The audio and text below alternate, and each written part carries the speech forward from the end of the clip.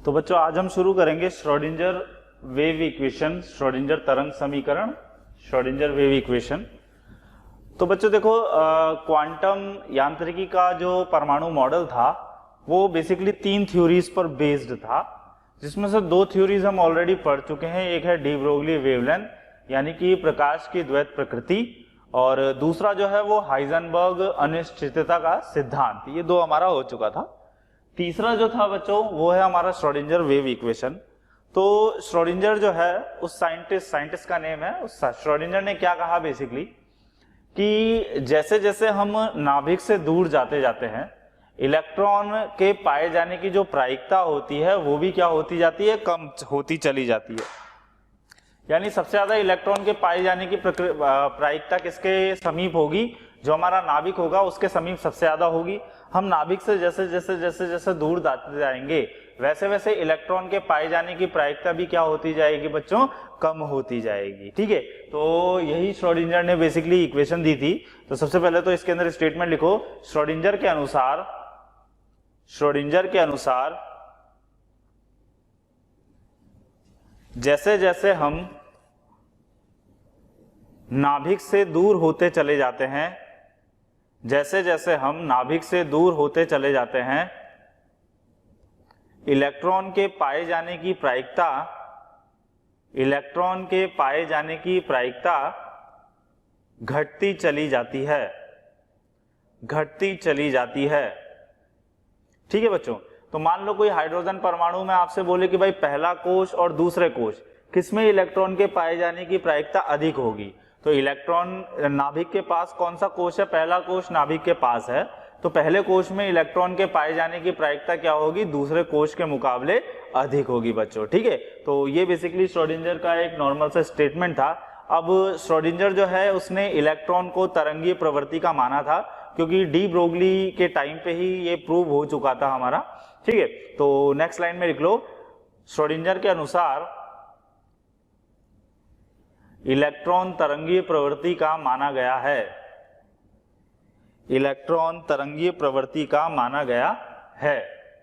तो देखो बोर ने जो है उसने तो इलेक्ट्रॉन को कैसी प्रवृत्ति का माना था, कणीय प्रवृत्ति का, लेकिन श्रोडिंगर ने जो इलेक्ट्रॉन को माना है वो कैसी प्रवृत्ति का माना है, तरंगीय प्रवृत्ति का माना है। अब अगर कोई तरंग है और वो नाभिक के चारों तरफ 3 डायमेंशनल तरीके से रोटेशन कर रहा है, भाई बोर ने तो बोला था 2 डायमेंशनल इस तरीके से रोटेशन कर रहा है, नाभिक केंद्र में है और उसके चारों तरफ जो है वो इलेक्ट्रॉन चारों तरफ क्या कर रहा है, रोटेशन कर रहा है। ठीक है, तो बच्चों उसी प्रकार श्रोडिंगर ने क्या बोला कि इलेक्ट्रॉन जो है वो तरंगीय प्रवृत्ति का होता है और वो 3 डायमेंशनल तरीके से, बोर के अनुसार तो 2 डायमेंशनल और श्रोडिंगर के अनुसार 3 डायमेंशनल तरीके से वो क्या करता है, नाभिक के चारों तरफ चक्कर लगाता रहता है। और उसने बोला क्योंकि ये तरंगीय प्रवृत्ति का है, यानी तरंग है एक प्रकार से और 3 डायमेंशनल तरीके से है, तो इसकी एक 3 डायमेंशनल समीकरण भी होगा। देखो हर तरंग जो होती है उसका एक समीकरण होता है, वैसे ही इसका भी क्या है, एक समीकरण है। वो समीकरण क्या है जरा हम देखते हैं।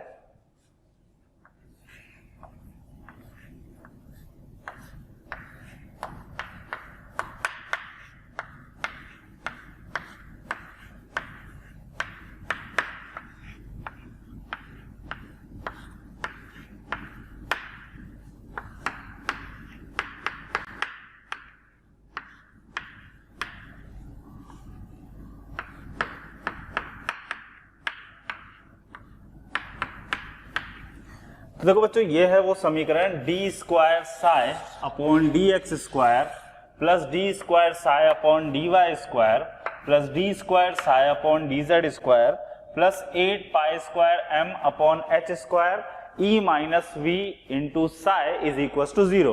तो देखो ये समीकरण देख के डरने की कोई जरूरत नहीं है, क्योंकि एग्जाम में केवल इतना ही ये समीकरण ही पूछेगा, तो ये समीकरण तुम्हें याद रखना है, बाकी ज्यादा डिटेल में हमें जाने की जरूरत नहीं है। ठीक है ना बच्चों। तो इलेक्ट्रॉन के लिए क्या था, देखो मैं समझाता चलता हूं। डी स्क्वायर ये डबल डिफरेंशिएशन को रिप्रेजेंट कर रहा है। ये जो आपको दिख रहा है ना, ये इस तरीके से स्टाइलिश सिंबल जो है, ये बेसिकली क्या है, डिफरेंशिएशन का सिंबल है।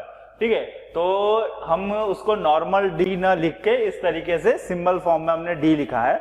तो बेसिकली ये डबल डिफरेंशिएशन है। ठीक है, एक्स वाई और जेड तीन कोऑर्डिनेट एक्सिस है, क्योंकि हमारी जो इलेक्ट्रॉन है वो तरंगीय प्रवृत्ति की है, तो 3 डायमेंशनल तरीके से वो रोटेट कर रही है, यानी एक्स एक्सिस में भी उसका कुछ ना कुछ पार्ट होगा, वाई एक्सिस में भी होगा, जेड एक्सिस में भी होगा।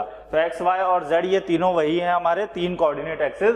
तो उसके बाद साई की बात करते हैं। देखो कोई भी तरंग होती है उसका क्या होता है, एक आयाम होता है। ठीक है, जैसा कि हमने याद करो जब ईएम वेव पढ़ा था, तो ईएम वेव के अंदर हमने पढ़ा था कि इस तरीके से भाई जो हमारी तरंग होती है, उस तरंग के अंदर आयाम क्या होता है बच्चों, ये जो है हमारा, ये क्या होता है, आयाम होता है। या जीरो से यानी मीन पोजीशन से श्रृंग या मीन पोजीशन से गर्त तक की दूरी जो आपस में क्या होती है, बराबर होती है। इसे ही हम लोग क्या बोलते हैं बच्चों, आयाम बोलते हैं। तो ये साई जो है वो उसी आयाम को प्रदर्शित कर रहा है। ठीक है बच्चों। और 8 पाई आप जानते हैं, m क्या है यहाँ पे, इलेक्ट्रॉन का द्रव्यमान। m क्या है बच्चों, इलेक्ट्रॉन का द्रव्यमान। h आप सभी को पता है प्लैंक नियतांक। E जो है हमारा वो बेसिकली क्या है, गतिज ऊर्जा।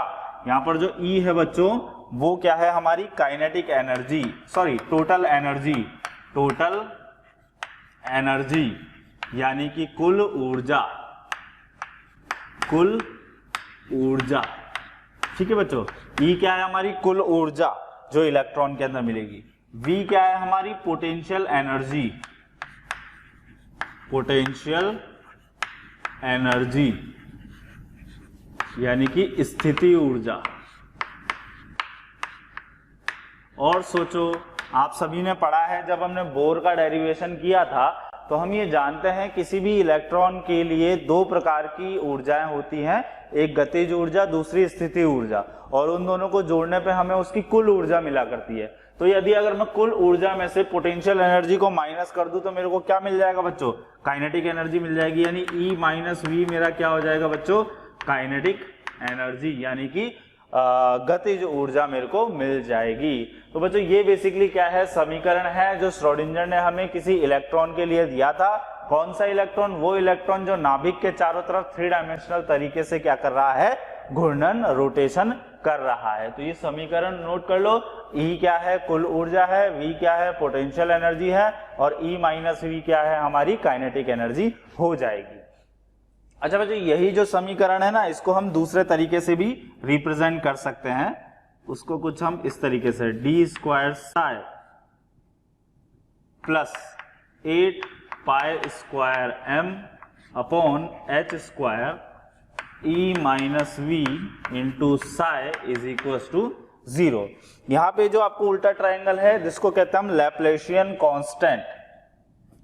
क्या कहते हैं बच्चों, क्या कहते हैं, लैप्लेशियन कांस्टेंट। ठीक है बच्चों, तो समझ में आ ही रहा होगा वो लैप्लेशियन कांस्टेंट हमें क्या बता रहा है। इसके अलावा इसका एक और रिप्रेजेंटेशन होता है बच्चों, जो हमें एनसीईआरटी में भी दिया हुआ है, वो है हमारा H cap psi is equal to E psi. यहां पे H कैप हमारा क्या है बच्चों, Hamiltonian constant. H cap is equal to Hamiltonian constant. ठीक है बच्चों, H कैप बेसिकली क्या है हमारा, हैमिल्टोनियन कांस्टेंट होता है। ठीक है, तो ये 3 तरीके से, कोई से भी तरीके से आप क्या कर सकते हो, श्रोडिंगर की वेव समीकरण लिख सकते हो। ठीक है बच्चों, अब श्रोडिंगर ने एक बात और बोली कि यहाँ पे जो साई है ना, साई, इसका कोई फिजिकल सिग्निफिकेंस नहीं है, भौतिक जरूरत इसकी नहीं है कोई, ठीक है। तो साई जो है यानी कि जो हमारा वेव फंक्शन है, अच्छा साई भी हम लिख लेते हैं, साई क्या है हमारा wave function, Sai wave function, ठीक है बच्चों, साई क्या हमारा वेव फंक्शन। और हम इसको क्या लिख सकते हैं, एम्पलीट्यूड ऑफ वेव, ठीक है, एम्पलीट्यूड ऑफ वेव भी हम इसको लिख सकते हैं। अच्छा वेव फंक्शन को हिंदी में हम लोग क्या बोलते हैं, तरंग फलन, तो वेव फंक्शन को हिंदी में लिख लीजिए तरंग फलन, ठीक है बच्चों। तो ये हमारा क्या हो गया, इससे रिलेटेड चीजें। इसके बाद श्रोडिंगर ने हमें क्या बोला, साय का कोई फिजिकल सिग्निफिकेंस नहीं होता है। तो अगला पॉइंट लिखिए, साय का यानी कि साय मतलब क्या हो गया बेटा, तरंग फलन, तरंग फलन का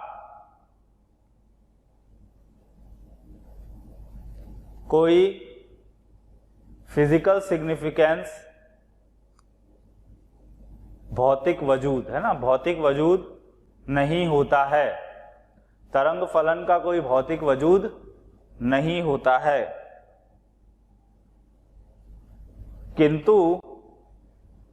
किंतु अगली लाइन में लिखो साई स्क्वायर, किंतु साई स्क्वायर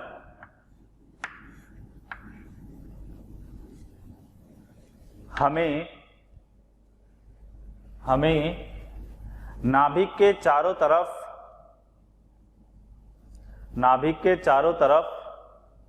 इलेक्ट्रॉन के पाए जाने की प्रायिकता, नाभिक के चारों तरफ इलेक्ट्रॉन के पाए जाने की प्रायिकता के बारे में बताता है,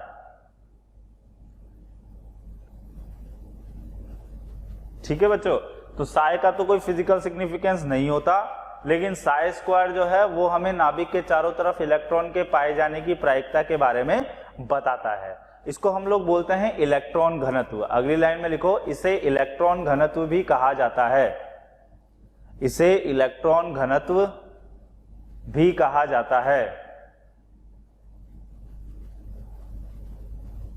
ठीक है बच्चों, इसको इलेक्ट्रॉन घनत्व भी हम कहते हैं। अब यहां से बच्चों परिभाषा आती है ऑर्बिटल की यानी कि कक्षक की, ठीक है। तो कक्षक देखो क्या होता है, नाभिक के चारों तरफ का वह जगह, वह आयतन जहां पर इलेक्ट्रॉन के पाए जाने की प्रायिकता अधिकतम होती है। अधिकतम कितनी, 99.9%, यानी यही वो आयतन होता है जहां पे इलेक्ट्रॉन हमें मिलता है, उसी को हम लोग क्या बोलते हैं बच्चों, कक्षक मिलता है। अब पाए जाने की प्रायिकता से मतलब क्या है, जैसे भाई मैं Sanjeev Kumar Bhadauria, chemistry, physical chemistry professor. अब मान लो कि भाई मैं घर पे जो है वो 4 बजे से 7 बजे तक, या कोचिंग में मैं 4 बजे से 7 बजे तक रहता हूँ, ठीक है, शाम के 4 बजे से 7 बजे तक। अब मान लो कि शाम के 4 बजे से 7 बज रही है, 5 बज रही है मान लो। अब किसी ने तुमसे पूछा कि संजीव सर के पाए जाने की प्रायिकता अधिकतम इस समय में कहाँ होगी, तो आपका जवाब क्या होगा कि मोशन इंस्टीट्यूट के अंदर, यानी कि मोशन इंस्टीट्यूट उस समय पे क्या है, कक्षक है। लेकिन ऐसा तो नहीं है ना कि हर दिन में 365 दिन 4 से 7 मोशन में रहो। मान लो किसी एक दिन छुट्टी लेके मैं 4 से 7 जो है वो घूमने चला गया मैं, ठीक है ना, मॉल के अंदर चला गया। अब भाई 4 से 7 उस दिन देखो पूरा 100% भी नहीं रहा, 365 दिन अगर कोई पूछेगा तो क्या 365 के दिन 4 से 7 बजे के बीच में मेरे पाए जाने की प्रायिकता मोशन के अंदर ही होगी? नहीं। हाँ, लेकिन 99.99% डेज के अंदर मैं यही मिलूंगा। बात आ रही है ना समझ में?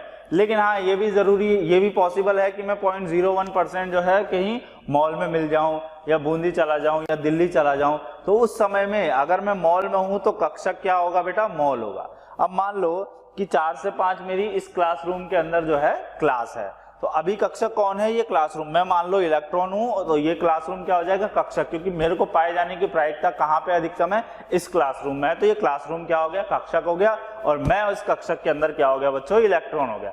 अब मान लो 5 से 6 मेरी दूसरे क्लास में है, तो यहाँ पे तो अभी इलेक्ट्रॉन नहीं मिलेगा ना, तो ये अभी कक्षक नहीं रहा बच्चों। अभी कक्षक क्या होगा, जिस क्लास में मैं पहुंच गया, मैं इलेक्ट्रॉन था, वो क्लास क्या बन गई, अभी कक्षक बन गई। यानी कक्षक क्या होगा, ये निर्भर करता है इलेक्ट्रॉन पे। नाभिक के चारों तरफ कोई ऐसी फिक्स जगह नहीं होती जहां पे इलेक्ट्रॉन परमानेंटली इनफाइनाइट टाइम तक मिलता रहेगा।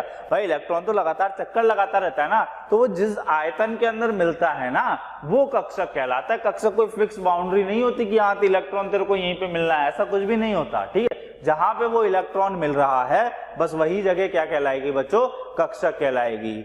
आ रही है बात समझ में? थैंक यू स्टूडेंट्स, हमें इतना प्यार देने के लिए। डेली लाखों बच्चे हमारे वीडियो लेक्चर्स से फ़ायदा उठा रहे हैं, तो मेरी आपसे एक रिक्वेस्ट है कि डिस्क्रिप्शन बॉक्स में जो लिंक दिया गया है उस लिंक पे जाके आप क्लिक करिए और अपना रजिस्ट्रेशन सुनिश्चित कर लीजिए। ठीक है, और साथ ही साथ मेरी बच्चों से ये भी रिक्वेस्ट है, जिन बच्चों को डाउट सॉल्विंग और साथ ही साथ मटेरियल चाहिए, उसके लिए भी आप नीचे दिए गए डिस्क्रिप्शन बॉक्स में लिंक पे जाके क्लिक करके वहां पे अपना रजिस्ट्रेशन सुनिश्चित कर सकते हैं। क्लियर? तो साई स्क्वायर बेसिकली हमारा क्या है, इलेक्ट्रॉन घनत्व है, यानी कि इलेक्ट्रॉन के नाभिक के चारों तरफ इलेक्ट्रॉन के पाए जाने की प्रायिकता है। तो अगली लाइन में हमें कक्षक की परिभाषा लिखना है, तो कक्षक की परिभाषा लिखिए, नाभिक के चारों तरफ का, ठीक है, कक्षक की परिभाषा लिख रहे हैं हम, कक्षक जिसको इंग्लिश में हम लोग क्या बोलेंगे बच्चों, ऑर्बिटल। तो डेफिनेशन लिख लो इसकी, नाभिक के चारों तरफ का वह आयतन, नाभिक के चारों तरफ का वह आयतन जहां पर इलेक्ट्रॉन के पाए जाने की प्रायिकता, जहां पर इलेक्ट्रॉन के पाए जाने की प्रायिकता अधिकतम होती है, आगे ब्रैकेट में लिखो लगभग 100%, ब्रैकेट क्लोज करके आगे लिखो, उसे कक्षक कहा जाता है, उसे कक्षक कहा जाता है। ठीक है बच्चों, उसको क्या कहते हैं हम, कक्षक कहते हैं। इसके बाद एक और पॉइंट आता है बच्चों, जैसे जहां पे इलेक्ट्रॉन मिल रहा है उसको तो तुमने कक्षक कह दिया, जहां पे इलेक्ट्रॉन नहीं मिले उसको क्या बोलोगे? तो जहां पे इलेक्ट्रॉन नहीं मिलता ना उसको हम लोग बोलते हैं नोड। ठीक है, तो अगली हेडिंग डालो इसके अंदर, नोड। नोड को बच्चों इंग्लिश में भी नोड ही बोलते हैं, NODE।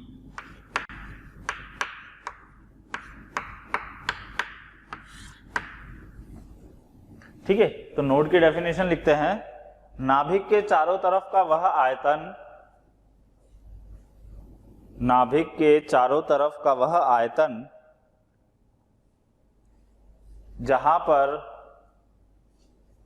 जहां पर इलेक्ट्रॉन के पाए जाने की प्रायिकता,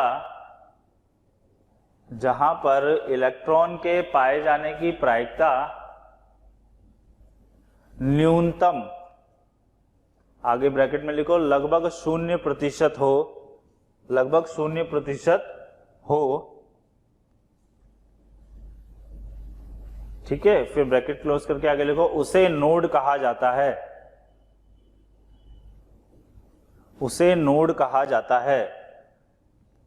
ठीक है बच्चों, जहां पर इलेक्ट्रॉन मिले उसे क्या कहते हैं हम, कक्षक, जहां पे नहीं मिलता उसे क्या कहते हैं हम, नोड बोलते हैं। ठीक है, अब नोड जो है बच्चों वो 3 प्रकार के हो सकते हैं।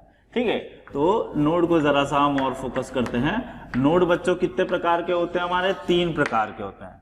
पहला होता है हमारा नोडल पॉइंट, नोडल पॉइंट। ठीक है, हिंदी में क्या बोलोगे इसे तुम लोग, नोडल बिंदु। दूसरा क्या होता है बच्चों, एंगुलर नोड, एंगुलर नोड, जिसको शॉर्ट में हम बच्चों A.N करके भी लिखते हैं। इसका दूसरा नाम होता है नोडल सरफेस, नोडल सरफेस। ठीक है, इसको बच्चों हिंदी के अंदर क्या बोलते हैं हम, नोडल तल, नोडल तल। और तीसरा होता है बच्चों radial node, radial node. Radial node जो है बच्चों इसको हम लोग बोलते हैं आर डॉट एन, और नोडल सरफेस इसको हिंदी में बोलते हैं बेटा हम नोडल सतह।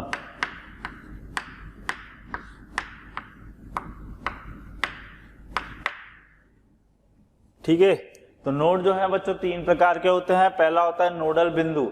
नोडल बिंदु मतलब क्या हो गया, अगर किसी एक बिंदु पर इलेक्ट्रॉन के पाए जाने की प्रायिकता जो है वो शून्य होगी तो उसको क्या बोलोगे, नोडल बिंदु बोलोगे। ठीक है, एंगुलर नोड और नोडल सरफेस जिसको हम नोडल तल बोलते हैं। तो तल क्या होता है बेटा, टू डायमेंशनल चीज होती है। तल कितने डायमेंशनल होता है, टू डायमेंशनल। जैसे कि क्या हो गया बेटा, एक्स वाई प्लेन हो गया, वाई जेड प्लेन हो गया, या जेड एक्स प्लेन हो गया। अगर इनमें से किसी एक प्लेन के अंदर इलेक्ट्रॉन के पाए जाने की प्रायिकता जो है शून्य होती है तो उसको हम लोग क्या बोलते हैं, नोडल तल बोलते हैं। ठीक है बच्चों, अब ये कितने डायमेंशनल हो गया, बेसिकली टू डायमेंशनल हो गया हमारा। अगर तुम्हें कहीं पे भी देखो, अभी आगे इसको हम और डिस्कस करेंगे, अभी मैं सीधे फॉर्मूला बताता हूं तुमको। सबसे पहली बात तो नोडल पॉइंट जो होगा ना वो किसी में भी केवल एक ही होता है। किसी भी आपको कक्षक के अंदर पूछ ले तो कितना होगा, केवल एक ही होगा। ठीक है, और नोडल तल की अगर बात करी जाए तो एंगुलर नोड जो होता है ना वो L की संख्या के बराबर होता है। अब ये L क्या होता है ये अभी थोड़ी देर में हम डिस्कस करेंगे।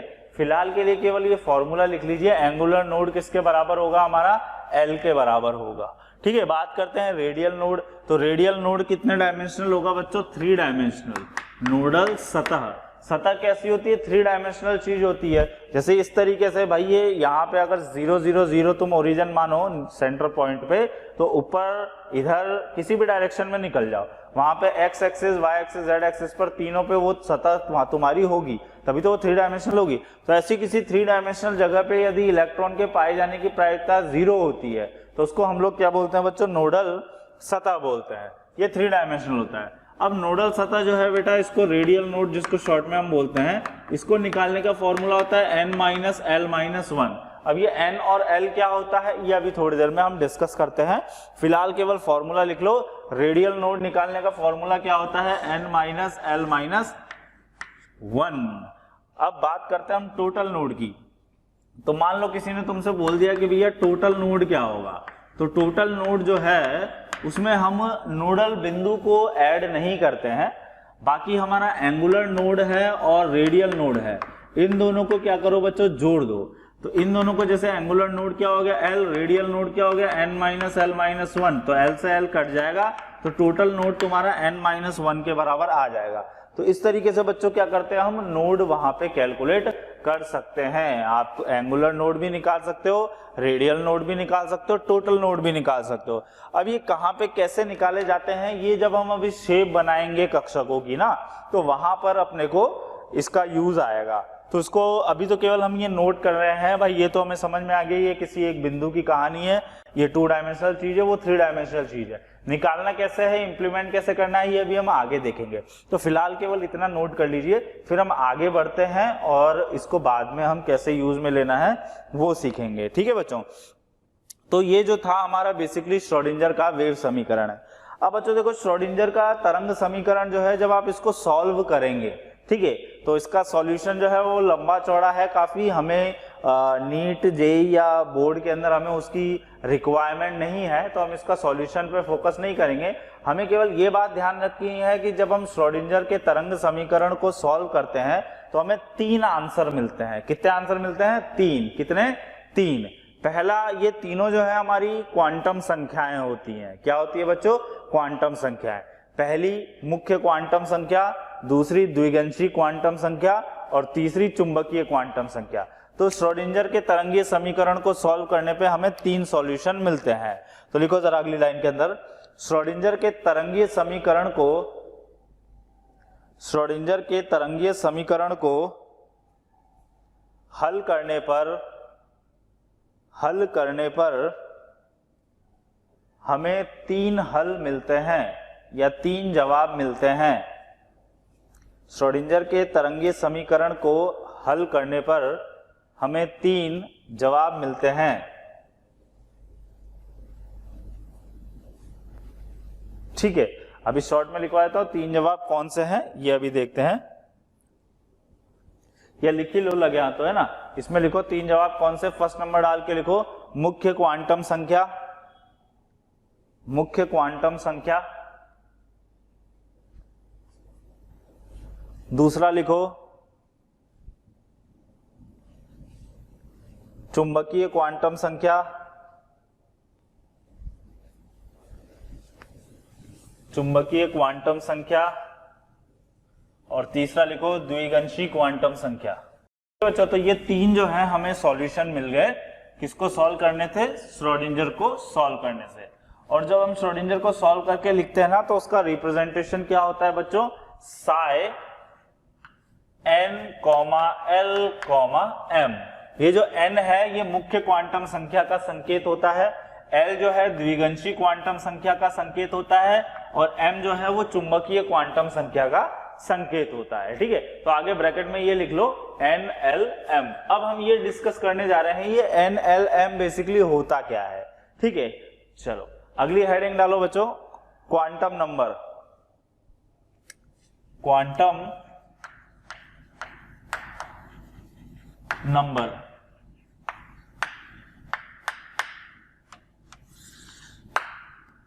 क्वांटम नंबर को बच्चों हिंदी में बोलते हैं हम क्वांटम संख्या। क्या बोलते हैं, क्वांटम संख्या। अब क्वांटम संख्याएं हमें बेसिकली बताती क्या है, क्वांटम संख्याएं बच्चों किसी भी इलेक्ट्रॉन की एड्रेसिंग करने के काम आती है। एड्रेसिंग से मतलब क्या है यहाँ पे, जैसे भाई मान लो कि मोशन इंस्टीट्यूट है, अब मोशन इंस्टीट्यूट का एड्रेस क्या है, कुछ ना कुछ तो एड्रेस होगा ना। तो जैसे एड्रेस की अगर बात करी जाए तो भाई सबसे पहले वर्ल्ड के अंदर कहाँ है, तो इंडिया में, इंडिया में कहाँ है तो राजस्थान में, राजस्थान में कहाँ है तो कोटा में, कोटा में कहाँ है तो राजीव गांधी नगर। ऐसी एड्रेसिंग चलती है ना। फिर एक मकान नंबर होगा 394, ठीक है, इस तरीके से होती है एड्रेसिंग। ऐसे ही इलेक्ट्रॉन जो है नाभिक के चारों तरफ किस जगह पर उपस्थित है उसकी भी एक प्रॉपर एड्रेसिंग होती है। वो जो प्रॉपर एड्रेसिंग होती है वो किसकी मदद से होती है, क्वांटम संख्याओं की मदद से की जाती है बच्चों। ठीक है ना। तो अब कौन कौन सी क्वांटम संख्याएं जिनसे हम एड्रेसिंग करते हैं, तो लिखो सबसे पहले इसके अंदर क्वांटम संख्याएं, क्वांटम संख्याएं हमें, क्वांटम संख्याएं हमें नाभिक के चारों तरफ, क्वांटम संख्याएं हमें नाभिक के चारों तरफ इलेक्ट्रॉन की स्थिति के बारे में बताती हैं, इलेक्ट्रॉन की स्थिति के बारे में बताती हैं। ठीक है बच्चों, क्या बताती हैं, इलेक्ट्रॉन की स्थिति के बारे में हमें बताती हैं। फिर अगली लाइन में लिखो क्वांटम संख्याएं 4 प्रकार की होती हैं, क्वांटम संख्याएं 4 प्रकार की होती हैं। ठीक है, 4 प्रकार की होती है, जिसमें से 3 का सॉल्यूशन हमें किसने दिया था, श्रोडिंगर ने, और चौथी हमने अलग से ऐड करी थी, जिनकी मदद से हम इलेक्ट्रॉन की एड्रेसिंग को बच्चों करते हैं। तो 1 बाय 1 करके डिस्कस करते हैं, स्टेप बाय स्टेप हम इसको देखते चलेंगे। तो लिखो सबसे पहले इसके अंदर फर्स्ट नंबर डाल के प्रिंसिपल क्वांटम नंबर। पहले बच्चों इंग्लिश में लिख लेते हैं, फिर हिंदी में क्या बोलते हैं वो भी आपको बताता चलूंगा मैं। पहली कौन सी हमारी, principal quantum number. Principal quantum number के आगे लिखो ब्रैकेट में मुख्य क्वांटम संख्या, मुख्य क्वांटम संख्या। ठीक है, जो प्रिंसिपल क्वांटम नंबर को हम लोग क्या बोलते हैं, मुख्य क्वांटम संख्या बोलते हैं। इसका दूसरा नाम होता है बच्चों primary quantum number, primary quantum number. Hindi में लिख लो बेटा इसके आगे, प्राइमरी क्वांटम नंबर को हम लोग बोलते हैं प्रथम क्वांटम संख्या, प्रथम क्वांटम संख्या। इनका जो सिंबल होता है वो होता है एन, स्मॉल एन। ठीक है, इसमें जो साई एनएलएम में स्मॉल वाला जो एन है वो इसका क्या होता है, सिंबल होता है। अब प्रिंसिपल क्वांटम नंबर और प्राइमरी क्वांटम नंबर जो है ये क्या होता है, बेसिकली बात करते हैं, ये हमें बताता क्या है। तो मुख्य क्वांटम संख्या यानी प्राइमरी क्वांटम नंबर जो होता है वो हमें बहुत सारी चीजों के बारे में बताता है। वो हमें नाभिक के चारों तरफ इलेक्ट्रॉन नाभिक से कितनी दूरी पर है उस दूरी के बारे में बताता है, कोश की संख्या के बारे में बताता है, इलेक्ट्रॉन की उस कोश के अंदर गति क्या है उसके बारे में बताता है, इलेक्ट्रॉन की ऊर्जा के बारे में बताता है। तो ये बहुत सारी इंफॉर्मेशन हमें देता है। इसका इस्तेमाल हम बोर के परमाणु मॉडल में कर चुके हैं। प्यारे बच्चों, हमें रोज लाखों कमेंट्स आते हैं कि सर इस टॉपिक पर वीडियो बनाइए, ये वाला टॉपिक सर एक्सप्लेन कर दीजिए। कोई फिजिक्स के टॉपिक के लिए पूछता है, कोई केमिस्ट्री के टॉपिक के लिए पूछता है।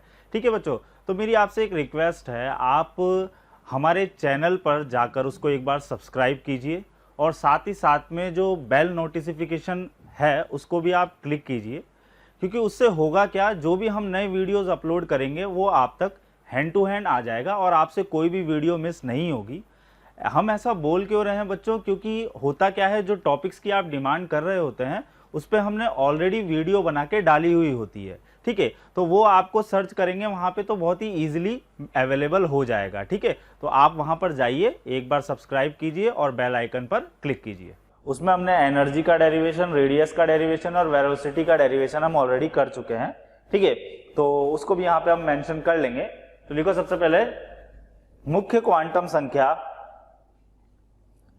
मुख्य क्वांटम संख्या हमें नाभिक से इलेक्ट्रॉन की दूरी, ठीक है, नाभिक से इलेक्ट्रॉन की दूरी, उसके आगे लिख लो radius is equal to 0.529 into n square by Z angstrom. नाभिक से इलेक्ट्रॉन की दूरी, फिर ये फॉर्मूला लिख लो। अगली लाइन में लिखो इलेक्ट्रॉन की ऊर्जा, इलेक्ट्रॉन की ऊर्जा, ये फॉर्मूला लिख लो -13.6 into z square upon n square electron volt, -13.6 into z square upon n square electron volt, तथा कोश में उपस्थित इलेक्ट्रॉन की गति के बारे में बताता है। और वेलोसिटी का फॉर्मूला क्या होता है बच्चों, 2.18 इंटू 10 की power 6 into z by n metre per second. कोश में उपस्थित इलेक्ट्रॉन की गति के बारे में बताता है, जिसका फॉर्मूला हमें 2.18 इंटू 10 की power 6 into z by n दिया हुआ है। ठीक है, पता ही है हमें। अगली लाइन में लिखो नाभिक के चारों तरफ, नाभिक के चारों तरफ केवल वही कोश, नाभिक के चारों तरफ केवल वही कोश उपस्थित होते हैं, केवल वही कोश उपस्थित होते हैं जिनका कोणीय संवेग, याद आ गया, जिनका कोणीय संवेग h/2π के पूर्ण गुणनफल के बराबर होता है, पूर्ण गुणनफल के बराबर होता है। ठीक है, यानी कि mvr is equal to nh/2π। और बच्चों ये जो h/2π है ना, इसको हम हैश भी लिख सकते हैं। इसी को मैं क्या लिख सकता हूं, n हैश। इसको क्या पढ़ते हैं बच्चों हम, हैश। और ये जो होता है h/2π के बराबर होता है। ठीक है, ये पॉइंट भी हम ऑलरेडी डिस्कस कर चुके हैं बोर के टाइम पे। क्लियर? ठीक है, इसके बाद n की वैल्यूज क्या क्या हो सकती है, तो लिखो n का मान, n का मान, ये भी हमें पता है n का मान कहां से कहां तक हो सकता है बच्चों, 1 2 3 से लेकर अनंत तक हो सकता है। ठीक है, इसके बाद अगला पॉइंट लिखो किसी कोश में इलेक्ट्रॉन की संख्या, किसी कोश में इलेक्ट्रॉन की संख्या, मान लो आपको कोई सा भी कोश दे दिया और उस कोश में बोला जाए आपसे कि भैया इसमें इलेक्ट्रॉन, कितने इलेक्ट्रॉन होंगे, तो नंबर ऑफ इलेक्ट्रॉन निकालने का सिंपल सा फॉर्मूला क्या होता है बच्चों, 2n स्क्वायर। क्या होता है बच्चों फॉर्मूला, 2n स्क्वायर। एग्जाम्पल के तौर पे मान लीजिए कि आपके पास n बराबर 1 है, यानी कि पहला कोश है। आपसे किसी ने बोला भैया इलेक्ट्रॉन कितने होंगे, तो नंबर ऑफ इलेक्ट्रॉन कितने हो जाएंगे बेटा, 2n स्क्वायर, यानी 2 इंटू 1 का स्क्वायर, यानी कितने इलेक्ट्रॉन हो जाएंगे, 2 इलेक्ट्रॉन। आपसे किसी ने बोला कि भैया n बराबर 5 है, तो इलेक्ट्रॉन की संख्या कितनी हो जाएगी बच्चों, 2n स्क्वायर, यानी 5 5 जा 25 2 जा 50 इलेक्ट्रॉन हो जाएंगे। ठीक है ना। इसके बाद हम कोश की कक्षकों की संख्या निकालते हैं। तो लिखो कक्षकों की संख्या, कक्षकों की संख्या। तो बच्चों देखो किसी कोश में इलेक्ट्रॉन की संख्या होती है 2n स्क्वायर। एक कक्षक में अधिकतम कितने इलेक्ट्रॉन होते हैं, 2 इलेक्ट्रॉन। तो जितने इलेक्ट्रॉन होंगे किसी कोश में उसका आधा कर दो। भाई मान लो 2 इलेक्ट्रॉन है, वो एक कक्षक में है। 4 इलेक्ट्रॉन कितने कक्षक में होंगे, 2। 10 इलेक्ट्रॉन कितने कक्षक में होंगे, 5। यानी जो भी तुम्हारे इलेक्ट्रॉन की संख्या है उसको तुम्हें क्या करना है, हाफ करना है, तुम्हें कक्षकों की संख्या मिल जाएगी।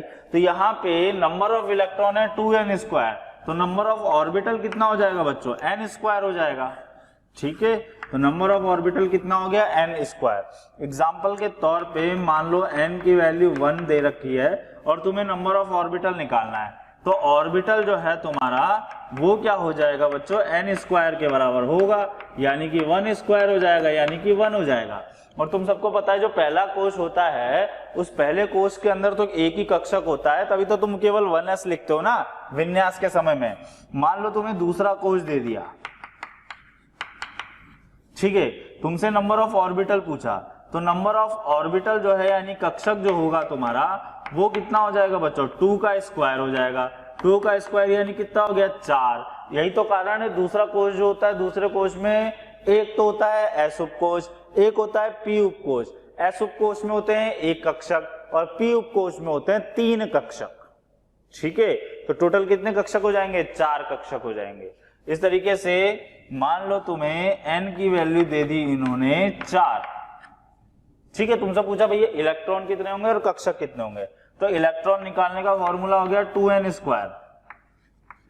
2n स्क्वायर यानी 2 इंटू 4 का स्क्वायर, 4 4 जा 16 2 जा 32 इलेक्ट्रॉन तुम्हारे हो जाएंगे। और ऑर्बिटल पूछा तो भैया इसका आधा कर दो या 4 का स्क्वायर कर लो, n स्क्वायर कर लो, तो कितना आंसर मिल जाएगा तुम्हें, 16 कक्षक हो जाएंगे। ठीक है बच्चों, तो इस तरीके से क्या करते हैं हम, ऑर्बिटल और इलेक्ट्रॉन की संख्या अगर हमें कोश की संख्या दे रखी है तो हम वहां से कैलकुलेट कर सकते हैं। तो इस तरीके से ये चीजें हमारी जो है बेटा प्रिंसिपल क्वांटम नंबर जो है हमें बताता है। ठीक है, इसके बाद अभी हम दूसरी क्वांटम संख्या पे आते हैं। तो दूसरी क्वांटम संख्या लिखो, पहले इंग्लिश में फिर उसके साथ में हिंदी नाम लिखते चलेंगे। इसका पहला नाम होता है azimuthal quantum number. Azimuthal quantum number, azimuthal quantum number जो है बच्चों इसका हिंदी में नाम लिख लो द्विगंशी क्वांटम संख्या। द्विगंशीय क्वांटम संख्या। ठीक है, इसका दूसरा नाम होता है एजीमुथल तो हो गया, angular quantum number. Angular quantum number. ठीक है, अब जो एंगुलर क्वांटम नंबर है बच्चों इसको हिंदी में बोलते हैं हम कोणीय क्वांटम संख्या। तो इसका हिंदी में नाम लिख लो कोणीय क्वांटम संख्या। ठीक है, तीसरा नाम है बच्चों इसका secondary quantum number. Secondary quantum number, इसको बच्चों हिंदी में बोलते हैं द्वितीय क्वांटम संख्या। द्वितीय क्वांटम संख्या। ठीक है बच्चों, द्वितीय क्वांटम संख्या। और अगला है subsidiary quantum number. Subsidiary quantum number, subsidiary quantum number को लिखो हिंदी में गौण क्वांटम संख्या, गौण क्वांटम संख्या। इसका जो संकेत होता है बेटा वो होता है L, ठीक है, संकेत लिख लो इसका L। तो इनमें से देखो किसी भी नाम से तुम्हें वो मिल सकता है, सारे नाम तुम्हें आइडिया होने चाहिए। चलो अभी बात करते हैं, जो हमारा एजीमुथल क्वांटम नंबर है वो बेसिकली हमें किस बारे में बताता है। तो एजीमुथल क्वांटम नंबर जो है हमें कक्षक या उपकोश के आकार यानी शेप के बारे में हमें बताता है। तो लिखो जरा इसके अंदर, द्विगंशीय क्वांटम संख्या, द्विगंशीय क्वांटम संख्या हमें, द्विगंशीय क्वांटम संख्या हमें कक्षक अथवा उपकोश, कक्षक अथवा उपकोश के आकार के बारे में बताता है,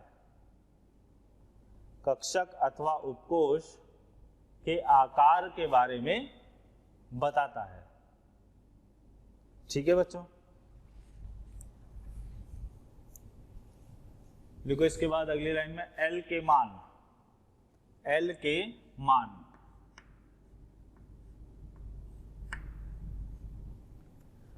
तो देखो बच्चों हमें चार उपकोश के बारे में पढ़ना है। चार उपकोश कौन कौन से होते हैं? पहला उपकोश है हमारा S उपकोश, P उपकोश, D उपकोश और F उपकोश। ये चार उपकोश हमें पढ़ने हैं। कई महानुभावों के दिमाग में आता है कि सर ये चार के अलावा और कोई उपकोश नहीं होता। तो बच्चों बिल्कुल होता है, लेकिन उसकी हमें जरूरत नहीं है क्योंकि हमारा यहीं पर काम हो जाएगा, इसके बाहर जो है क्वेश्चन नहीं आएगा। ठीक है, तो ज्यादा तुम्हें पढ़ने की भी जरूरत नहीं है। अब उपकोश के लिए L के मान की बात करते हैं, L का मान। तो बच्चों देखो S उपकोश के लिए L का मान जो है वो है 0, P का मान है 1, D का मान है 2 और F का मान है 3। बस खत्म कहानी, अच्छे से दिमाग में सेट कर लो।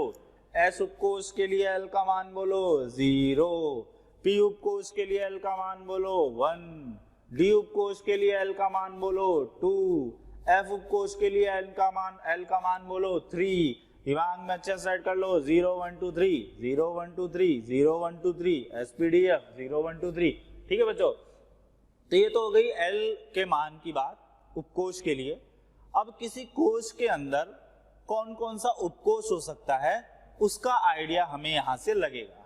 ठीक है, तो अगला पॉइंट हमारा यही है, किसी कोश में लिखना पॉइंट, किसी कोश में L का मान, किसी कोश में L का मान। ठीक है, तो कोई कोश दिया हुआ है उसमें L का मान निकालना है, तो उसमें L का मान हो सकता है बच्चों 0 to n-1। कहां से कहां तक होगा? 0 to n-1 होगा। एग्जाम्पल के तौर पे मान लो तुमको n बराबर 1 दिया हुआ है। क्या दिया हुआ बच्चों? n बराबर 1। तो उसमें L का मान कहां से कहां तक होगा? तो बेटा 0 to n-1, यहाँ पे 1 वैल्यू पुट करो, 1 - 1 यानी कि 0 ही होगा। अच्छा, 0 किसकी वैल्यू होती है? तुम्हारे S उपकोश की, यानी इसमें केवल एक ही उपकोश होगा जिसका नाम क्या होगा? S उपकोश। इस तरीके से मान लो तुम्हें n की वैल्यू कितनी दे रखी है बच्चों? 2 दे रखी है। n की वैल्यू 2 का मतलब कहां से कहां तक होगा? एक तो होगी 0 वैल्यू, दूसरी कौन सी वैल्यू होगी? 1। कहां से कहां तक बढ़ना है तुम्हें? 0 to n-1। तो 2 - 1 कितना हो जाएगा? तुम्हारा 1 हो जाएगा। S और P, भाई P के लिए L की वैल्यू कितनी होती है? 1 होती है। ठीक है, यानी दूसरा जो कोश होगा उस दूसरे कोश में कौन कौन से उपकोश होंगे? एक तो S उपकोश होगा और दूसरा कौन सा होगा? P उपकोश होगा। अगर n की वैल्यू की बात करो तुम 3, तो L का मान क्या हो जाएगा? 0 1 2। पुट करके देखो, n-1 तक ही तो जाना है। तो n-1 यानी कि 3-1 यानी 2, 2 से 1 कम करो 1, 1 से 1 कम करो 0, 0 to n-1 ही तो हमें जाना है। तो 0 यानी कि कौन सा होगा इसमें, s होगा, p होगा और d होगा बच्चों। d में टोटल 5 कक्षक होते हैं, कितने, 5, और p में होते हैं 3, 5 3 8, और s में 1 हो गया यानी कि 8, और यहां से अगर तुम निकालते, ठीक है, ठीक है, तो यहाँ पे 3 का स्क्वायर करो, 3 का स्क्वायर कितना हो गया, 9 हो गया। तो बच्चों अगर आपको हमारे चैनल पर हमारे वीडियोस पसंद आते हैं तो उन वीडियोस को लाइक कीजिए और साथ ही साथ उन वीडियोस को शेयर कीजिए। आप अगर उसको शेयर करेंगे तो हो सकता है कोई ज़रूरतमंद बच्चा हो जिसको वो वीडियो की काफ़ी रिक्वायरमेंट हो, तो वो उसको आपके शेयरिंग से देख सकता है। ठीक है बच्चों, तो अंत में मैं यही कहना चाहूँगा कि हमारी पूरी मोशन टीम जो है वो आपके प्यार और स्नेह को देखते हुए काफ़ी मोटिवेटेड है और वो काफ़ी डेडिकेटेड है कि आपको अच्छे से अच्छा लेक्चर प्रोवाइड कर सके ताकि आप उससे कुछ नया और अच्छा सीखें। यहाँ पे देखो इसमें हो गए 5, 3 8 और 1 9, ठीक है ना, सब में एक एक इलेक्ट्रॉन, तो 9 दूनी 18। वहां से भी जब n से हम निकाल रहे थे इलेक्ट्रॉन की संख्या तो भी कितना आएगा बच्चों, 18 ही आ जाएगा। n बराबर 4, एक और देख लेते हैं, यहीं तक हमें जरूरत पड़ने वाली है। तो इसमें होता है 0 1 2 3, ठीक है, यहीं तक होगा। ये हो गया s, ये हो गया p, ये हो गया d और ये हो गया तुम्हारा f। ये क्या हो जाएंगे बच्चों हमारे l के वैल्यूज, कहां कहां तक, भाई l का मान उपकोष के लिए तो 0 1 2 3 हो गया, लेकिन किसी कोष के अंदर l की वैल्यू यानी उपकोष कौन कौन से होंगे वो हम कैसे निकालेंगे, 0 to n-1 करके हम आसानी से निकाल सकते हैं। ठीक है बच्चों, अब यहां पर एक पॉइंट और आता है, वो होता है कक्षकीय कोणीय संवेग। तो एक पॉइंट और लिखो इसके अंदर अगली लाइन में, कक्षकीय कोणीय संवेग, कक्षकीय कोणीय संवेग। कक्षकीय कोणीय संवेग जो होता है बेटा उसको बोलते हैं हम orbital angular momentum. Orbital angular momentum, orbital angular momentum जो है इसको शॉर्ट में हम लोग क्या बोलते हैं बच्चों, ओम, OAM, ओम। ओम निकालने का फॉर्मूला होता है L into L plus 1 under root hash. Hash मैंने अभी थोड़ी देर पहले बताया था आपको, क्या होता है h अपॉन 2 पाई। हैश क्या होता है बच्चों, h अपॉन 2 पाई। ठीक है, अभी हमने डिस्कस किया था, ये रहा देखो, हैश क्या होता है, h अपॉन 2 पाई हो जाता है। तो ऑर्बिटल एंगुलर मोमेंटम क्या होता है, कैसे निकाला जाता है, L into L plus 1 under root hash. और यही वो फॉर्मूला होता है ऑर्बिटल एंगुलर मोमेंटम जो हमें शेप के बारे में बताता है। वो बात अलग है कि आप लोग यहाँ से अभी देख नहीं पाओगे क्योंकि ये मैथमेटिकल स्टडी है, लेकिन यही वो फॉर्मूला है जो हमें किसके बारे में बताता है, शेप के बारे में बताता है। अब कैसे बताता है जरा देखना, एक एग्जांपल समझाता हूँ। ऑर्बिटल एंगुलर मोमेंटम s उपकोष के लिए तुम्हें निकालना है। अब बोलो s उपकोष के लिए l की वैल्यू कितनी होती है, 0 होती है। यहाँ पे वैल्यू पुट कर देते हैं, 0 into 0 plus 1 under root hash. कितना मान आएगा बच्चों, 0 आ जाएगा। ठीक है, तो s उपकोष के लिए ऑर्बिटल एंगुलर मोमेंटम की वैल्यू कितनी होती है, 0 होती है। यही कारण होता है इसकी शेप जो है बच्चों कैसी होती है, स्फेरिकल शेप होती है। स्फेरिकल को हिंदी में क्या बोलते हो आप लोग, गोलाकार आकृति होती है, यानी किसी भी डायरेक्शन में निकल जाओ सब तरफ तुम्हें एक जैसी चीजें ही मिलने वाली है। ठीक है बच्चों, तो ऑर्बिटल एंगुलर मोमेंटम कैसा होता है, s के लिए 0 आता है और उसकी शेप कितनी होती है, 0। ऐसे ही हम लोग निकाल लेते हैं बाकियों के लिए भी। ऑर्बिटल एंगुलर मोमेंटम मान लो p के लिए निकालना है, तो p के लिए वैल्यू, p के लिए l की वैल्यू कितनी होती है बच्चों, 1 होती है। तो 1 वैल्यू पुट कर देते हैं, ये हो जाएगा 1 into 1 plus 1 under root hash, यानी कि रूट 2 हैश हो जाएगा। ठीक है बच्चों, और जो इसका शेप होता है वो होता है डम्बेल शेप, डम्बेल शेप। कैसा शेप होता है, डम्बेल शेप। ठीक है बच्चों, इसी तरीके से हमें ऑर्बिटल एंगुलर मोमेंटम निकालना है d का। d का ऑर्बिटल एंगुलर मोमेंटम, d के लिए l की वैल्यू कितनी होती है, 2 होती है, यहाँ पे वैल्यू पुट कर देते हैं 2 इंटू 2 प्लस 1 हैश, कितना आ जाएगा बेटा 2 and 1 3, 3 2 जा 6, रूट 6 हैश। क्लियर है। इसकी शेप होती है बेटा डबल डम्बल, डी की कैसी होती है डबल डम्बल, कैसी शेप होती है डबल डम्बल। अब लास्ट और एक और देख लेते हैं ऑर्बिटल एंगुलर मोमेंटम हम एफ सबशेल के लिए। एफ सबशेल के लिए बात करें तो एल की वैल्यू कितनी होती है बेटा 3 होती है। वैल्यू पुट कर देते हैं 3 into 3 plus 1 under root hash, ठीक है 3 and 1 4, 4 3 जा 12, यानी कि रूट 12 हैश। इसकी शेप बेटा देखो, जो शेप हमें समझ नहीं आती उसको हम लोग क्या बोलते हैं, जो टॉपिक समझ नहीं है उसको क्या बोलोगे कि भाई ये तो बहुत जटिल है, कॉम्प्लेक्स है। ऐसे ही जो एफ सबशेल होता है उसकी शेप जो है हमें समझ में नहीं आती, तो इसको हम लोग क्या बोलते हैं कॉम्प्लेक्स शेप। तो ये कौन सी शेप का हो जाएगा हमारा कॉम्प्लेक्स शेप इसकी हो जाती है बच्चों, ठीक है। कैसी शेप हो जाएगी इसकी कॉम्प्लेक्स शेप हो जाएगी। अब हम देखते हैं कि भाई इलेक्ट्रॉन कैसे निकाले जाते हैं उसके बारे में हम लोग देखते हैं, यानी एल की वैल्यू अगर दे दे हमें तो इलेक्ट्रॉन कैसे निकालेंगे और ऑर्बिटल्स कैसे निकालेंगे। तो बच्चों अगर हमें एल की वैल्यू दे दे तो हमें किस तरीके से इलेक्ट्रॉन और कक्षकों की संख्या निकालना है वो जरा हम देखते हैं। तो नंबर ऑफ इलेक्ट्रॉन्स अगर आपको निकालने हैं तो उसका फॉर्मूला हो जाता है 2 इंटू 12 प्लस 1, कितना हो जाएगा बच्चों 2 इंटू 12 प्लस 1।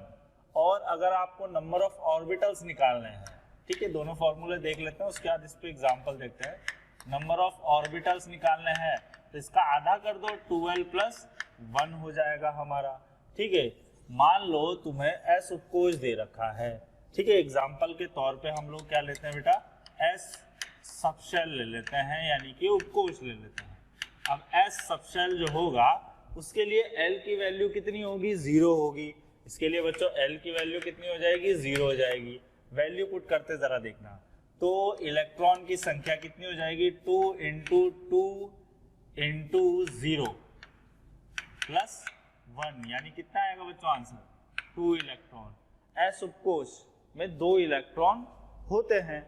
अब मान लो तुम्हें ऑर्बिटल निकालना है, तो ऑर्बिटल निकालने के लिए तुम्हें क्या फॉर्मूला लगाना है बेटा, या तो इसका आधा कर दो 1 आएगा, या वहां पुट कर दो फॉर्मूला में 2 इंटू 0 प्लस 1, यानी कितना आ जाएगा तुम्हारा 1 ऑर्बिटल आ जाएगा। खत्म कहानी, वेरी सिंपल, ठीक है। मान लो तुम्हें पी उपकोष दे रखा है, पी सबशेल दिया हुआ है, मान लो पी सबशेल। अब पी सबशेल के लिए बोलो एल की वैल्यू 1, इलेक्ट्रॉन निकालने हैं 2 इंटू 1 प्लस 1, ये हो गया 2 1 जा 2 प्लस 1 3, 3 2 जा 6, यानी कितने इलेक्ट्रॉन होंगे बच्चों 6 इलेक्ट्रॉन होंगे। ऑर्बिटल निकालना है तो ऑर्बिटल के अंदर इसका आधा कर दो, यानी 3 हो गया, यहाँ पुट कर दो 2 1 जा 2 प्लस 1 3 ऑर्बिटल हो जाएगा, ठीक है। ऐसे ही हम डी और एफ के लिए भी कैलकुलेट कर सकते हैं। आप लोग ट्राई करो, एफ का मैं बता देता हूँ, डी का आप लोग ट्राई करिएगा। एफ के अंदर बात करते हैं एफ सबशेल के अंदर, तो मान लो एफ सबशेल है, एफ सबशेल के लिए एल की वैल्यू कितनी चलती है बच्चों 3, ठीक है 0 1 2 3, 2 किसके लिए होगी डी के लिए, एफ की कितनी होगी 3 होगी। इलेक्ट्रॉन निकालना है तुम्हें, तो इलेक्ट्रॉन कितना हो जाएगा तुम्हारा 2 इंटू 3 प्लस 1, तो जाएगा 3 2 6 प्लस 1 7, 7 2 जा 14 इलेक्ट्रॉन हो जाएंगे। तो कक्षक कितने होंगे बोलो, आधे कर दो इसके, ठीक है, इसके आधे 3 2 6 और प्लस 1 7 क्या हो जाएंगे आपके बेटा कक्षकों की संख्या हो जाएगी। तो इस तरीके से क्या कर सकते हैं, अगर हमें एल की वैल्यू दे दे तो हम कक्षक की संख्या को ज्ञात कर सकते हैं बच्चों। तो ये हमारा था दूसरी क्वांटम संख्या, एजीमुथल, एंगुलर, सेकेंडरी और सब्सिडियरी, ठीक है बच्चों। अभी तीसरी क्वांटम संख्या हम डिस्कस करते हैं, तो थर्ड नंबर डाल के लिखो मैग्नेटिक क्वांटम नंबर।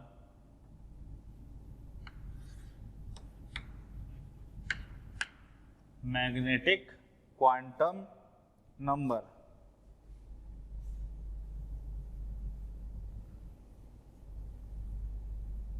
अब जो मैग्नेटिक क्वांटम नंबर को हिंदी में बोलते हैं हम चुंबकीय क्वांटम संख्या।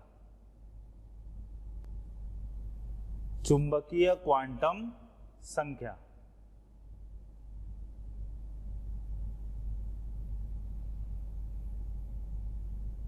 ठीक है बच्चों, चुंबकीय क्वांटम संख्या। इसका दूसरा नाम होता है ओरिएंटेशन क्वांटम नंबर।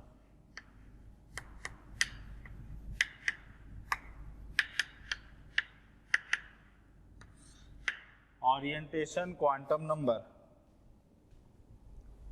इसको बेटा हिंदी में बोलते हैं हम घूर्णन क्वांटम संख्या। घूर्णन क्वांटम संख्या।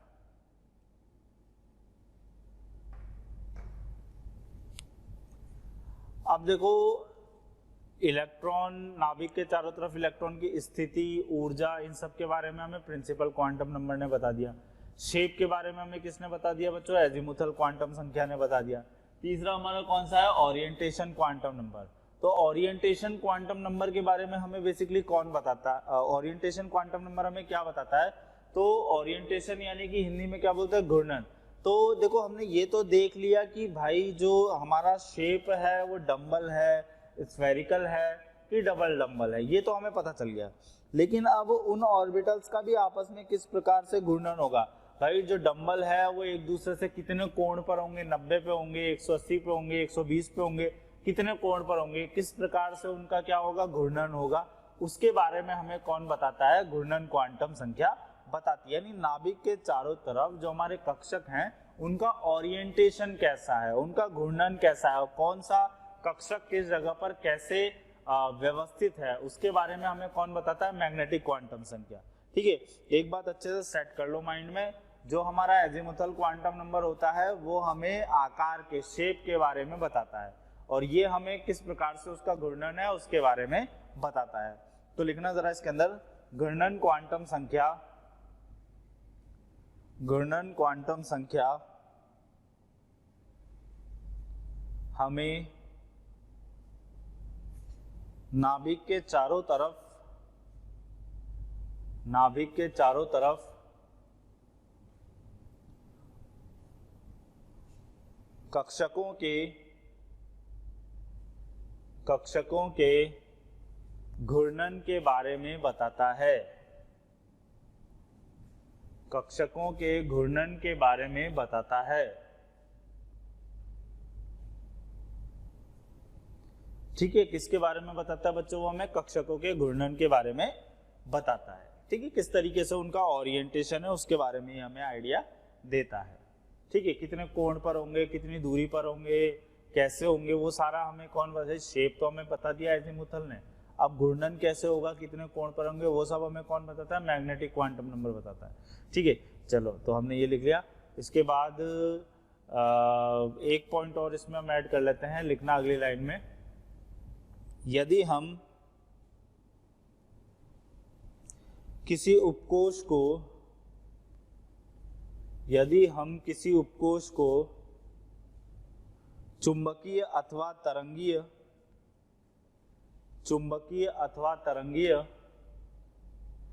क्षेत्र में रखते हैं, चुंबकीय अथवा तरंगीय क्षेत्र में रखते हैं,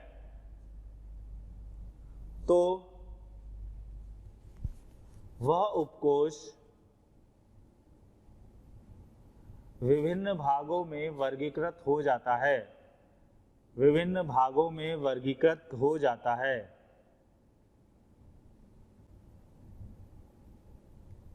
ठीक है, विभिन्न भागों में क्या हो जाता है बेटा? वो वर्गीकृत हो जाता है। अगली लाइन में लिखो, यह जो विभिन्न भाग होते हैं, यह जो विभिन्न भाग होते हैं, इन्हें कक्षक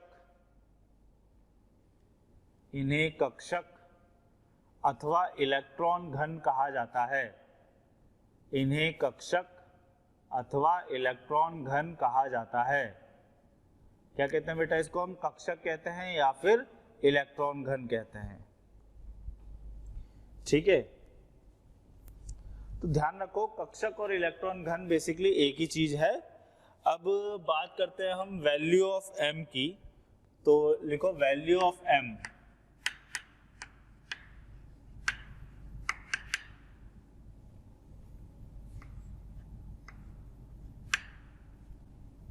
देखो जो वैल्यू ऑफ m जो है वो -l से +l होती है वाया 0। कहां से कहां तक होती है बेटा? -l से +l वाया 0। क्या मतलब है भाई? मान लो आपको S उपकोष दे दिया,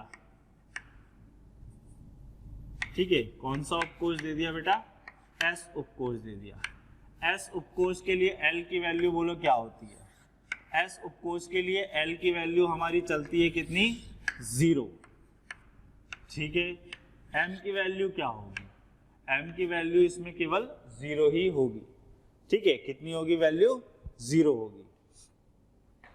चलो एक बार दोबारा देखते हैं इसको, है ना, टेबल फॉर्म में। मान लो S उपकोष है।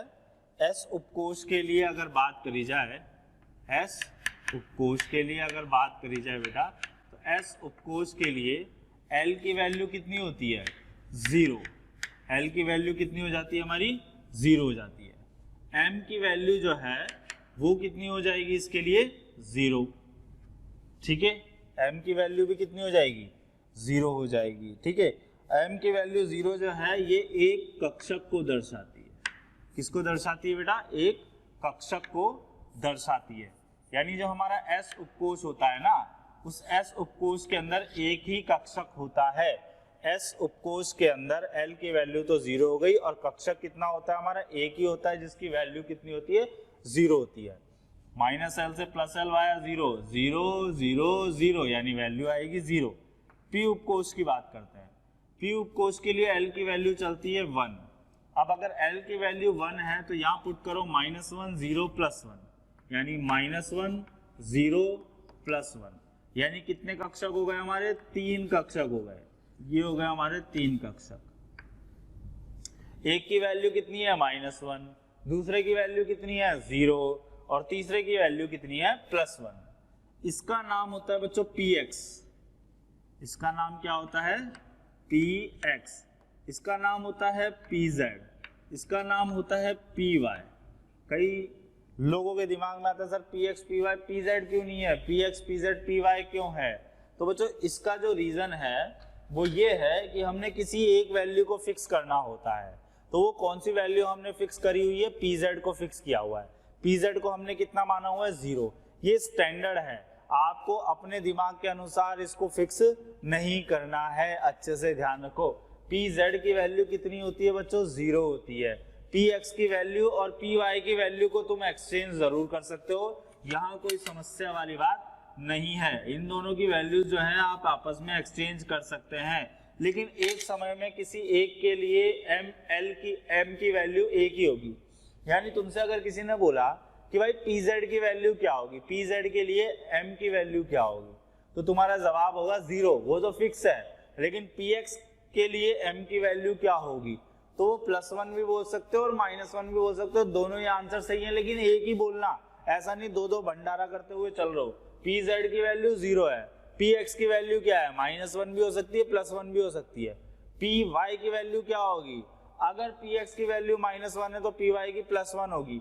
अगर px की वैल्यू +1 है तो py की वैल्यू क्या होगी? -1 होगी। ध्यान रखो, माइंड में सेट रखो बात को।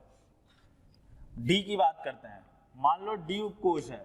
d उपकोष के लिए l की वैल्यू कितनी चलती है बेटा? 2 चलती है। m की वैल्यू क्या होगी? -2 -1 0 +1 +2। भाई वैल्यू पुट करो ना यहाँ पे 2 -2 -1 0 +1 +2, -l से +l वाया 0। अब ये जो है हमारे टोटल कितने कक्षक हो गए? 5। यानी डी उपकोष में टोटल कितने कक्षक होते हैं हमारे? 5 होते हैं। इनके नाम भी देख लेते हैं। इसका नाम होता है बेटा dxy, इसका नाम होता है dyz। ये x माइनस वाई नहीं है, एक्स वाई प्लेन है। ये कौन सा प्लेन है भी डायग्राम में समझेंगे। x माइनस वाई मत बोल देना। कई लोग पीएचडी करके निकल भी जाते हैं केमिस्ट्री में, और उसके बावजूद भी इसको x माइनस वाई पढ़ते जाते हैं। मेडिकल कॉलेज में पहुंच गए, नीट वीट सब निकाल लिया, उसके बावजूद भी x माइनस वाई पढ़ते हैं। ऐसा नहीं भैया, है ना। ये एक्स वाई है, d x y, d y z. अगला होता है d z x, d z x. अगला है d x square y square, और ये जो होता है डी जेड स्क्वायर। कई लोगों के दिमाग में आता है सर इसको डी जेड स्क्वायर क्यों किया, तो भैया किसी एक को तो फिक्स करना पड़ेगा ना, ठीक है। तो डी जेड स्क्वायर के लिए वैल्यू m की कितनी होती है, 0 होती है। किसी ने पूछा कि सर डी एक्स वाई की वैल्यू कितनी होती है, तो बेटा -2 भी हो सकती है और +2 भी हो सकती है, कोई दिक्कत वाली बात नहीं है। डी एक्स वाई की वैल्यू क्या होती है, -2 भी हो सकती है, +2 भी हो सकती है, दोनों में से लेकिन कोई एक ही होगी। डी वाई जेड की वैल्यू क्या होगी, तो सर -1 भी हो सकती है और +1 भी हो सकती है, लेकिन हाँ किसी एक टाइम पर वो एक ही होगी। लेकिन डी जेड स्क्वायर की वैल्यू आपस में इंटरचेंज नहीं होती, उसकी वैल्यू क्या होती है बेटा, फिक्स होती है, ठीक है। तो अगर मैं डी उपकोष की बात कर रहा हूं तो डी उपकोष के अंदर कितने एल की वैल्यू कितनी होती है, 2 होती है। एम कहां से कहां तक चलता है, -2 -1 0 +1 +2, ठीक है। नाम क्या होता है, d x y d y z d z x d x square y square, और बीच में क्या आता है d z square.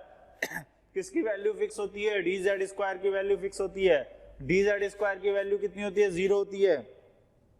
D x y की वैल्यू क्या होगी, -2 भी हो सकती है और +2 भी हो सकती है। डी वाई जेड की वैल्यू क्या होगी, -1 भी हो सकती है, +1 भी हो सकती है। डी जेड एक्स की वैल्यू क्या होगी, +1 भी हो सकती है, -1 भी हो सकती है। D x square y square की वैल्यू क्या होगी, +2 भी हो सकती है और -2 भी हो सकती है, ठीक है। चलो एक लास्ट और देखते हैं हम लोग, एफ उपकोष। अगर एफ उपकोष की बात करो, एफ उपकोष के लिए एल की वैल्यू कितनी होती है बेटा, 3 होती है। कहां से कहां तक चलेगा, -3 -2 -1 0 1 2 3, ठीक है बच्चों।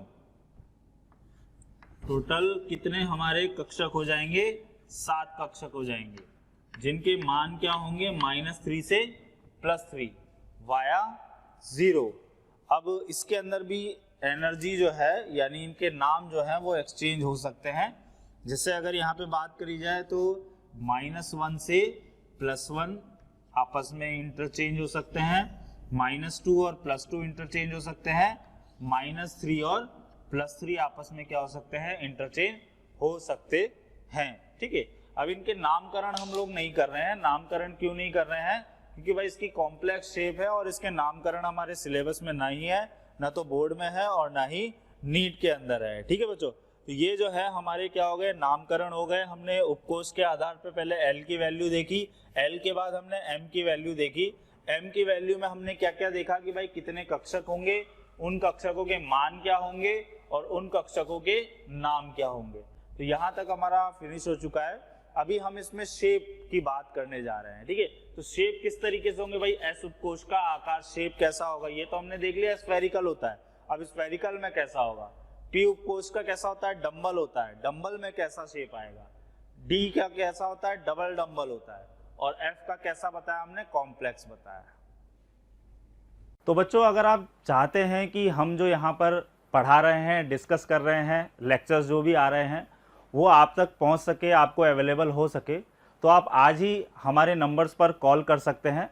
हमारा जो कॉन्टैक्ट नंबर है वो है बच्चों 180021217999, ठीक है बच्चों। तो इस पे आप लोग कॉल कर सकते हैं और हमारे वीडियो लेक्चर्स आप तक पहुंच जाएंगे।